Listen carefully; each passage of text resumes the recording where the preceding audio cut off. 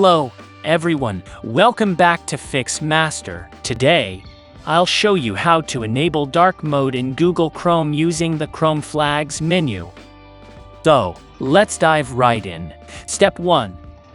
Accessing Chrome flags. Open Google Chrome on your computer. In the address bar, type Chrome//flags and press Enter.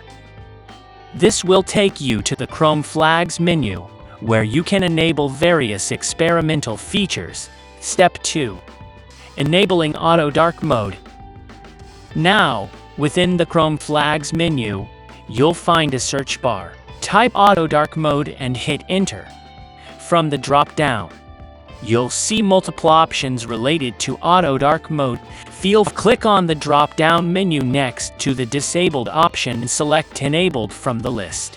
Once you've selected Enabled, you'll need to relaunch Google Chrome. To do this, click on the Relaunch button at the bottom of page. If you find this video helpful, then hit the like button and don't forget to subscribe to my channel. Stay tuned for the next video.